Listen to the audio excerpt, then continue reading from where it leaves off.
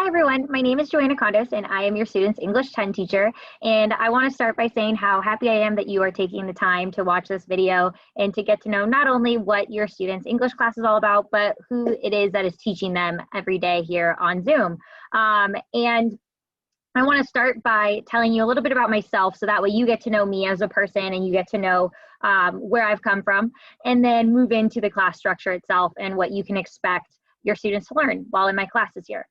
So me, as a teacher, I have been a teacher for a total of 6 years. This is my third year at Valley. Before this, I taught in the public school system down in Gilroy and made the shift back to my alma mater. This is where I graduated from high school. I also went here in junior high. So I have a very deep connection to Valley, not only as a teacher, but also as a student who was once here as well. I'm so excited to be here as a teacher, and I'm so excited to be teaching your students. And I hope that I can convey to them how much I love this job and how much I love each and every one of them while they're in my class.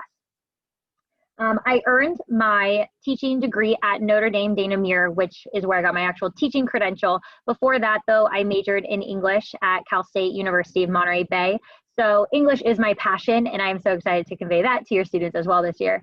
As far as the English class and what you can expect from this class, it's meant to focus on building the skills that your students have already learned in English 9. So they're taking the reading comprehension skills, the analytical skills that they learned in English 9, and they're bringing them to me, and I'm going to help them grow in that and go deeper into asking more questions about the text, more questions about the characters they're learning about in stories, more questions about the authors that they're hearing about in their non-fictional articles that they'll be reading, and making them really question, like, why did an author say it this way?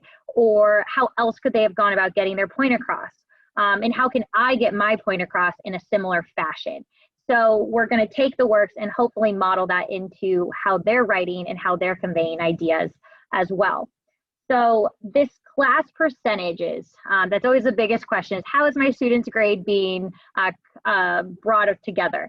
And this year is a little different than typical. What we decided to do for our students this year in the English department is combine the mastery assessment and progress assessment category. Last year and previous years, they have had those as two separate categories. This year it is one. So that way no heavy weight is placed on just tests. That should ease your students' stress if they are stressed about taking tests, but not as much about quizzes or like some small writing assignments. So they'll have about 40% of their grade will be made up of quizzes, tests, essays, projects, things along those lines. Then you'll have 45% of your grade is going to be made up of classwork and homework, which is incentive for the students. It is much larger of a percentage than typical. And that's incentive over Zoom to still stay focused and to still try to get your work done as best as possible. With that being said, though, Valley has also made a really great redemption policy this year where if the student does forget to do something or they had a lot going on, which is definitely normal to have right now during COVID and with a lot of social justice stuff going on, the students are stressed about things and they get overwhelmed really easily.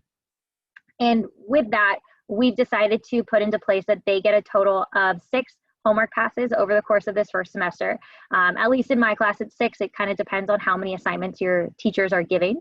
Mine will be 6, and they can use that for anything. They're not required to do the work with that homework pass. So they would just use the homework pass and they'll get an exemption on that assignment. I, of course, as a teacher, I recommend always doing the work anyways.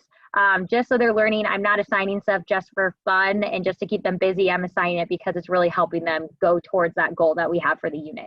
So please encourage your students to stay on top of their work, but let them know as well if they're really stressed out that we do have policies in place to help ease that stress. For the books for this class, you should have gotten a book list at the beginning of the year of books that need to be purchased. One of them is Night by Elie Wiesel. It is a memoir, a Holocaust memoir, where he takes us through his experience during the Holocaust. It's a great book. I think it's going to be some great conversations that we can have with this book, and I really love it, and I think that they'll really enjoy it as well. The other book is the actual textbook. So this is the My Perspectives textbook. They had one just like this in their freshman year. We're using the same brand of textbooks this year as well. So they'll need to purchase this if they have not done it. We are starting to read from it. As of right now, I've been doing PDFs for them, but hopefully within the next week or so, I can start showing them how to navigate the online version of that textbook so they can start using it themselves.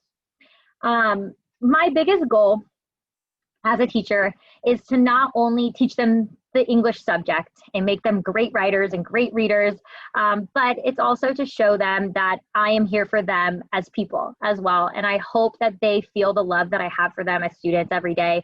Even though we are on this weird medium of Zoom instead of in a classroom, I do hope to show them that I am here for them. I know that this might not be the most exciting experience for them over Zoom, but I hope that they see that I'm putting in my full effort for them to make it as easy of a transition as possible.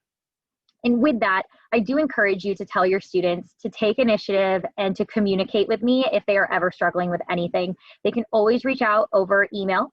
My email address is jcondos@vcs.net, and that is also on my course page on the learn.vcs.net page. So they can always email me. I made that very clear to them. I tell them all the time that they can email me, but a lot of times students feel uncomfortable doing that. But please encourage them if you see them really stressed out to email me, or you can email me as well and let me know the situation, and that way I can partner with you to help get your student out of that stressful moment. They can also come to my office hours, which are Monday to Thursday from 2:45 to 3:15. If they need me outside of that, they can always email me. We can set up a time in the morning. I am usually at school very early, so I can always set up a Zoom meeting earlier than that as well, or later in the day if they need me later in the day as well. But the best form of communication is always sending that email, and that way we can figure out a good time.